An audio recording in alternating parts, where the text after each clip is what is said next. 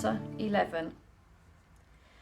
In the spring, at the time when kings go off to war, David sent Joab out with the king's men and the whole Israelite army.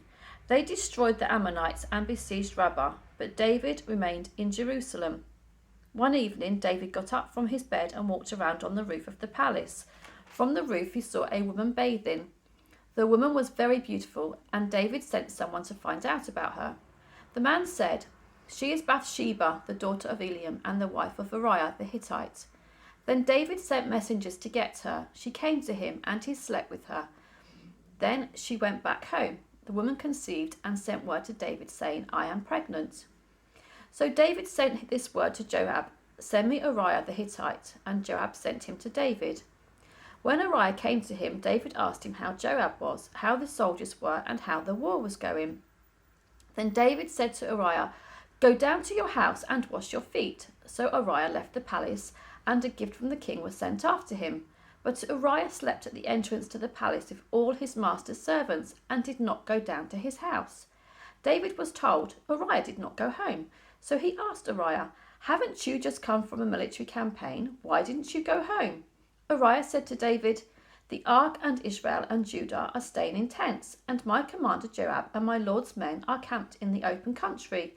How could I go to my house to eat and drink and make love to my wife? As surely as you live, I will not do such a thing." Then David said to him, "Stay here one more day, and tomorrow I will send you back." So Uriah remained in Jerusalem that day and the next.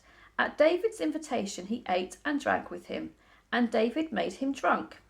But in the evening Uriah went out to sleep on his mat among his master's servants. He did not go home. In the morning David wrote a letter to Joab and sent it with Uriah. In it he wrote, "Put Uriah out in front where the fighting is fiercest. Then withdraw from him, so he will be struck down and die."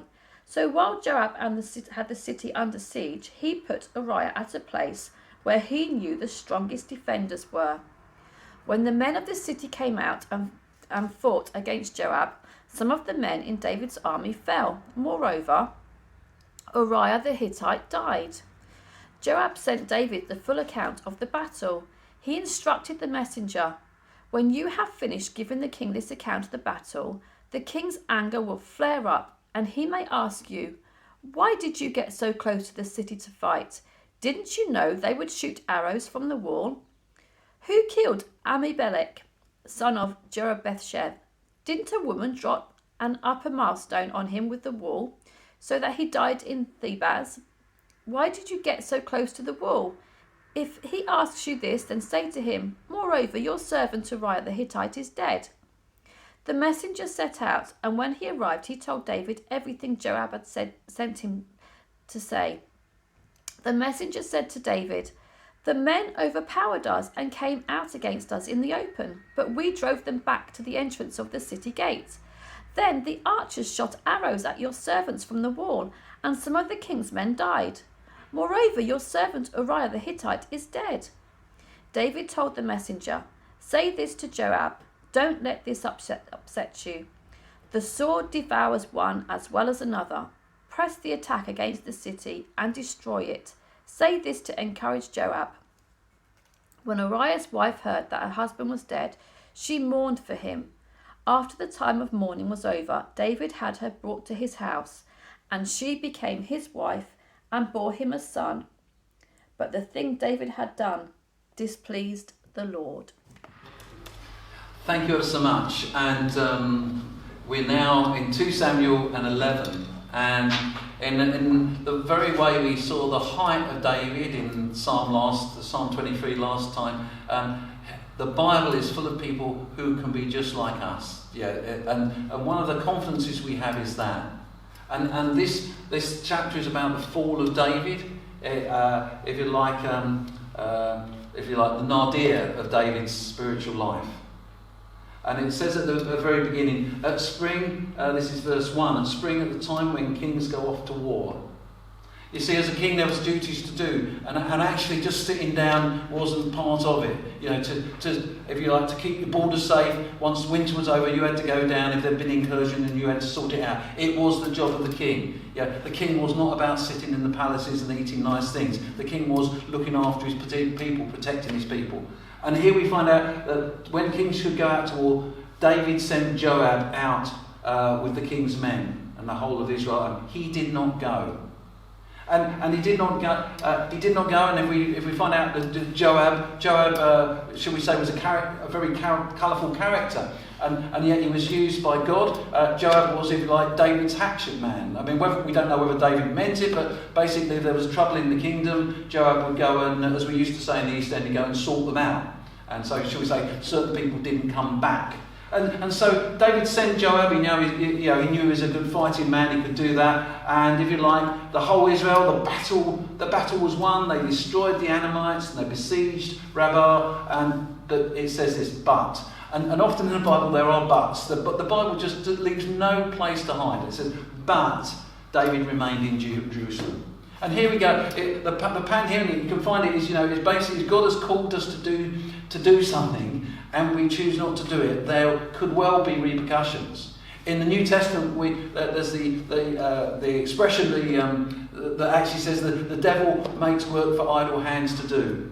There's no such thing as sort of standing still in Christian life. We're either got our what's before us, and we should be engaging out the ministry or the work that we've got, and we should be careful not to do it. And then it tells us that one evening he got up from his bed, he walked round the roof of the palace where he should be, and he saw a woman bathing, and the woman was very beautiful. Now, at that point, do you remember we did a long time ago, we did Joseph, and his approach to sexual temptation was to just get out of there. David's approach, something different. I'm the king, why don't I invite the woman back to my place? And here we go, the Bible's so clear. Actually, the more stuff that we have in the more stuff we've got in our life, the more it can trip us up. And then the story goes off, and we can read that actually he sleeps with her, she gets pregnant, she's going to have a baby. Oh dear, what's he going to do? He tries to get her husband back. We can read about this. And the husband's such a good guy. He doesn't want to sleep with the wife because his friends are out there dying in the battle. He's such a good guy, so he eventually goes back to David, has a word with Joab, and makes sure he gets killed in the battle. And then when that comes back, he does get killed, and the messages come back to David, say that actually Uriah the Hittite is dead, and David says, "Oh, tell them that these sort of things just happened." And when Uriah arrived, at the end of it, we read in 26, when Uriah's wife heard that her husband was dead, she mourned after him. After the time of mourning was over, David had brought her to his house, and she became his wife. And here we go. But such a thing David had done displeased the Lord. And for all of us, it doesn't matter where we are. There is still always stuff that we could do that displeases the Lord. Let's pray that we learn from the Old Testament that we don't go in those places.